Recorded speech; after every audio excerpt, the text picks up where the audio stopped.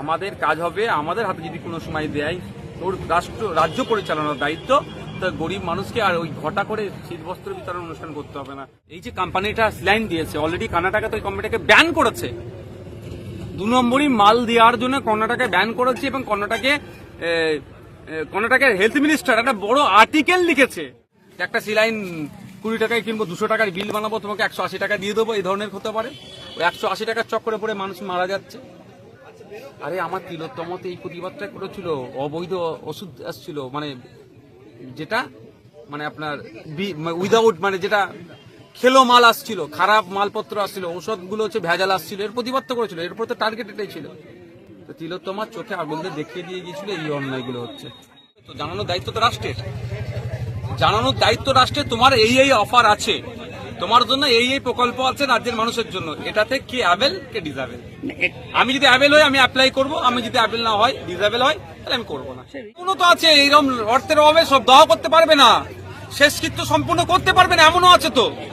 আরে না খেতে পেয়ে মারা যাচ্ছে যখন ভাবতে পারছেন না, আপনি আপনার না খেতে পেয়ে মারা যাচ্ছে, আত্মহত্যা করে নিচ্ছে কি আর্থিক অনটনের কারণে, তাহলে ওটা করতে পারবে না কেন? তো ব্যাপারটা হচ্ছে ওটা তো ঠিক সিস্টেম আনতে হবে। ওটা দায়িত্ব কাদের নেওয়া দরকার? পঞ্চায়েত থেকে আমরা মেম্বার পাঠাচ্ছি আমাদের বুথ থেকে, কাকে?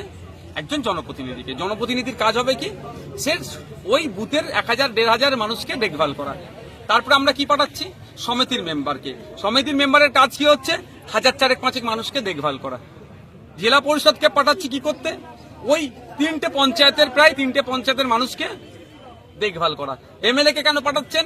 4.5 লাখ মানুষের দেখভাল করা, সুযোগ সুবিধাটা যেটা কি আছে সেটাকে নজরে রাখা, যেগুলো ভুল হবে সেগুলো আইন সভায় তোলা। এমপি এই 15-16 লাখের মানুষের প্রতিনিধি হয়ে গেছে এখন। এইটা তো কাজ, জনপ্রতিনিধিদের কাজ এটাই। কার অসুবিধে কার সুবিধে, এই শীতকাল আসছে কার কম্বলের দরকার, কার মশারির দরকার, কার কি দরকার সেটাকে নোট করে সেটাকে তার দেওয়া, যতটা পারবে রাষ্ট্র দ্বারা প্রোভাইড করা। সেটা কি করছে? সেটা করছে না।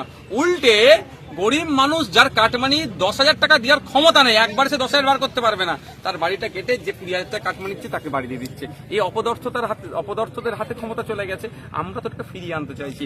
আমরা চাইছি, দেখুন আমাদের কাজ হবে, আমাদের হাতে যদি কোনো সময় দেয় তোর রাজ্য পরিচালনার দায়িত্ব, তা গরিব মানুষকে আর ওই ঘটা করে শীতবস্ত্র বিতরণ অনুষ্ঠান করতে হবে না। বছরের শীতের শুরুর পূর্বেই বুথ ভিত্তিক কতজন প্রকৃত কম্বল পাওয়ার দরকার তাদের বাড়িতে কম্বলটা পৌঁছে যাবে। ঘোড়ার ডিম হবে, কদিন করা থাকবে, হচ্ছে বলে আর কি হবে। এই যে কোম্পানিটা স্যালাইন দিয়েছে, অলরেডি কর্ণাটকে তো এই কোম্পানিটাকে ব্যান করেছে।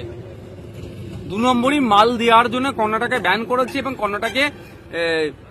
কর্ণাটকের হেলথ মিনিস্টার একটা বড় আর্টিকেল লিখেছে, নিউজ পেপারে এসেছিল, ন্যাশনাল লেভেলে নিউজ পেপারে আর্টিকেল লিখেছে। এটাকে কে করে? তখন আমাদের রাজ্যের সরকার এটাকে ব্যবস্থা গ্রহণ করতে পারেনি।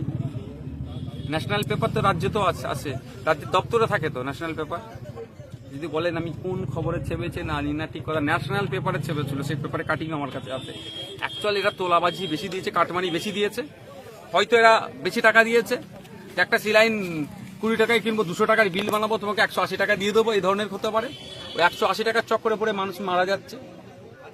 আরে আমার তিলোত্তমতে এই প্রতিবাদটা করেছিল, অবৈধ ওষুধ আসছিল, মানে যেটা মানে আপনার উইদাউট মানে যেটা খেলো মাল আসছিল, খারাপ মালপত্র আসছিল, ঔষধগুলো হচ্ছে ভেজাল আসছিল, এর প্রতিবাদ তো করেছিল। এরপর তো টার্গেট এটাই ছিল। তো তিলোত্তমার চোখে আগুন দিয়ে দেখিয়ে দিয়ে গিয়েছিল এই অন্যায়গুলো হচ্ছে। আগে না শুরু থেকে তৃণমূল লড়াই করছে, কাগের মাংস খায় না, তৃণমূল সাথে মারামারি করে। Thank you.